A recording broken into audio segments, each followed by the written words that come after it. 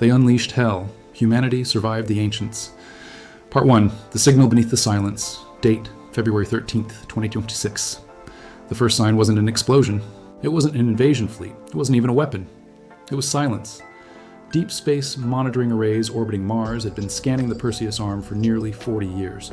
Humanity had grown confident in that time.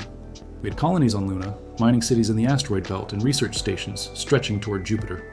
We believed we were alone. Then the signal arrived. It wasn't discovered by a military satellite or a classified agency. It was detected by the civilian deep space array operated by the United Nations Space Command Listening Station near Mars orbit. The signal had no modulation, no pattern, no language, just a low-frequency gravitational distortion repeating every 108 seconds, like a heartbeat. The pattern that shouldn't exist. Dr. Ilara Vance, astrophysicist and signal analyst, was the first to notice something terrifying. The distortion wasn't coming from a star, it was coming from empty space, an empty coordinate with no visible mass. Yet something was bending gravity there, something massive, something invisible. Within 72 hours, the signal grew stronger. That's when humanity realized it wasn't a broadcast, it was movement. Something ancient was approaching. The ancient silence. For decades, scientists had debated the Fermi paradox. If the universe is so vast, where is everybody? Some theorized civilizations destroyed themselves, others believed intelligent life was rare. A few whispered about something darker. What if advanced species didn't die out? What if they were erased? The approaching gravitational signature didn't match any known propulsion system. It bent space-time without emitting radiation. It left no heat signature, no ion trail. It moved like a ghost through physics. When it passed through an uninhabited exoplanetary system 14 light-years away, telescopes captured something chilling. The planets were gone, not destroyed, removed, as if plucked from existence. Humanity prepares. Earth governments united for the first time in history without war forcing it. Orbital shipyards accelerated warship production. Lunar railguns were recalibrated. Mars colonies were evacuated. Humanity had weapons, nuclear arsenals in orbit, fusion cannons, experimental antimatter torpedoes. But deep down, military commanders understood the truth. We were preparing arrows against a god. The approaching anomaly received a designation, the Ancient. Not because it was old, but because it felt primordial. First contact. The Ancient reached the outer edge of our solar system in silence. No warning, no communication, no visible structure. Just a distortion in space 900 kilometers wide. As it crossed Neptune's orbit, every deep space probe in its path went dark. Not destroyed, disconnected, like candles snuffed out. Humanity made its first move. A fleet of automated drones armed with antimatter payloads accelerated toward the distortion. When they reached detonation range, Command authorized fire. The explosion should have lit the outer system like a second sun. Instead, the antimatter vanished, absorbed, not deflected, not neutralized, consumed. The Ancient didn't slow down. The revelation. Then something changed. The gravitational pulse stopped. For 12 minutes, space was still. And then the signal came. Not through radio, not through light. Through consciousness. Every human within the solar system felt it simultaneously. A pressure behind the eyes, a weight on the spine, a whisper without sound. Images flooded minds across Earth, Mars, Luna, stars extinguishing, galaxies collapsing, civilizations screaming into nothing. And a message. You are not the first. Humanity realized we were not being invaded. We were being tested. The unleashing. Without warning, the Ancient released something. Not ships, not missiles, creatures. Millions of biomechanical entities erupted from the distortion, scattering like sparks across the solar system. They moved at relativistic speeds. They adapted instantly. They tore through metal and energy shields as if matter were liquid. Orbital platforms fell within minutes. Lunar cities went dark. Mars's defense grid collapsed in 43 seconds. Humanity had entered extinction hour, the unexpected resistance. But the Ancients made one mistake. They underestimated chaos. Humanity had never been unified by peace. We were forged by survival. When central command structures fell, independent captains acted on instinct. Rogue AI defense systems activated without oversight. Experimental technologies deemed too unstable were unleashed. A prototype quantum entanglement reactor on Europa overloaded deliberately, emitting a shockwave that disrupted dozens of biomechanical entities.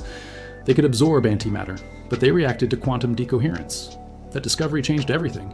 The turning point. Dr. Ilara Vance, now operating from a hardened lunar bunker, analyzed the Europa detonation data. The creatures weren't invincible. They were stabilized by a higher dimensional field, likely projected from the Ancient itself. Disrupt the field. Disrupt the army. Humanity no longer aimed at the soldiers. We aimed at the god. Operation Hellfire. The plan was desperate. 3 experimental Singularity warheads, devices capable of briefly tearing localized holes in spacetime, would be delivered directly into the gravitational distortion. No one knew if it would work, no one knew if it would annihilate the solar system, but extinction was certain if we did nothing. Volunteer crews piloted retrofitted mining vessels loaded with the Singularity payloads. They knew it was a one-way mission. As they approached the ancient, biomechanical entities swarmed. 2 ships were destroyed instantly. The third, callsign Valiant Dawn, broke through. Captain Arjun Rao transmitted one final message. For Earth, the Singularity warhead detonated inside the distortion. The scream of a god. Space ruptured. For a fraction of a second, the ancient became visible. It wasn't a ship. It was a structure spanning dimensions. A lattice of impossible geometry stretching beyond human perception. The Singularity tore through its core stabilization node. And for the first time, the ancient reacted. The gravitational pulse shattered into chaotic noise. Across the solar system, biomechanical entities froze mid-attack, then disintegrated. The distortion began collapsing inward. Humanity had wounded something older than stars. Aftermath of the impossible. The ancient did not explode. It retreated. The gravitational distortion shrank, folding into itself like a dying ember. Within minutes, it vanished. Silence returned to the solar system. But not the same silence as before. This one was heavy. Because we now knew the truth. The ancients were real. They erased civilizations. They unleashed hell. Humanity survived the ancients. Part 2. The Watchers in the Dark. When the ancient retreated, humanity celebrated. We shouldn't have. Across Earth, cities lit the skies with synchronized flares. Mars colonists transmitted victory signals. Luna's shattered domes echoed with relief. We had done the impossible. We had wounded a god. But victory assumes the war is over, and the war had only just begun. 3 days after the Singularity detonation, deep space telescopes detected something disturbing. The ancient had not vanished completely. It had left behind a scar, a microscopic fracture in space-time where the distortion collapsed. Unstable, flickering, radiating low-frequency gravitational waves. Dr. Ilara Vance called it a door left slightly open. That scar wasn't random damage, it was structured, like a listening device embedded in reality itself. Within the residual gravitational fluctuations, patterns began to form, structured intervals, binary. Someone, or something, that was communicating through the wound humanity had created. And it wasn't the ancient. The signal was different, sharper, more urgent, almost fragmented. After days of decoding, one phrase emerged. They come when one fails. The room fell silent. If the being humanity had wounded was only one of many, then we had just rung a cosmic alarm bell. As scientists scrambled to decode more of the message, historians and AI archives began analyzing astronomical anomalies across distant galaxies. Entire star systems missing, ancient gamma-ray bursts without supernova origins, regions of space with unnatural symmetry. The pattern became undeniable. Civilizations had existed, and they had been erased methodically. The ancients weren't explorers, they were harvesters. They moved from galaxy to galaxy, eliminating technological life before it reached a threshold. Humanity had crossed that threshold, and instead of dying quietly, we fought back. That changed the equation. 2 weeks after the first battle, the scar pulsed violently. The message stabilized briefly into an image, a structure orbiting a red dwarf star 400 light-years away. The data revealed a massive artificial construct, ring-shaped, fractured, ancient beyond measure, a civilization that had survived an encounter. Barely. Coordinates were embedded in the signal. And one final warning, do not let them unify. Unify? The implication chilled every strategist on Earth. The ancients operated independently, but if threatened sufficiently, they might converge. Humanity split into factions. One side argued for silence, shut down deep space emissions, retreat technologically, become invisible. The other argued for escalation.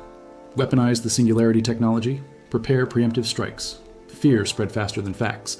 Governments that had united during invasion began disagreeing again.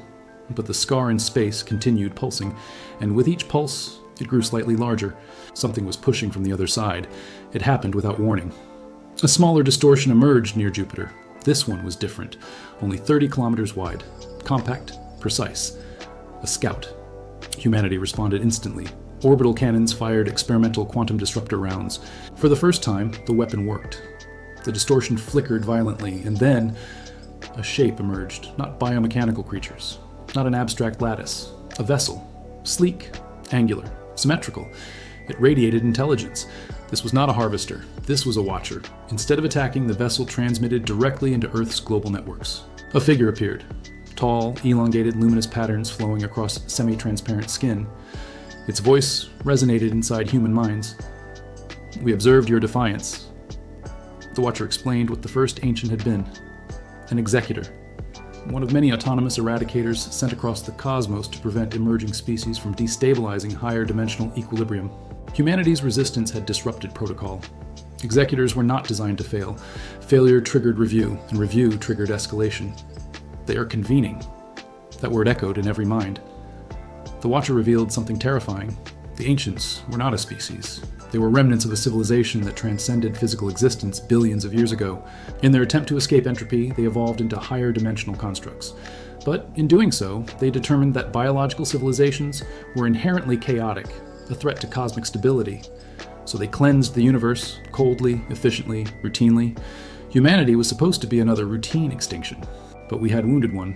That anomaly drew attention, and attention at their scale meant catastrophe. The Watcher presented humanity with two options. Option 1, accept dimensional containment, safe but imprisoned. Option 2, prepare for war. Because if the Executors unified, dozens could arrive simultaneously. No singularity weapon would stop them all. The Watcher's final statement sent a chill through every commander on Earth. "You have proven resilience, now prove endurance." Humanity debated for 11 hours. The vote wasn't unanimous, but the outcome was clear. We refused containment, we refused extinction, and we refused to kneel. Instead, we made a third choice. We asked the Watcher to teach us. The Watcher agreed cautiously. It began sharing fragments of higher dimensional physics. Not weapons, understanding. Human scientists started learning how the Executors stabilized themselves, how they manipulated gravity without mass, how they folded space-time. For the first time in history, humanity wasn't just reacting. We were evolving. The first Executor had retreated. The second had observed. Now the others were coming.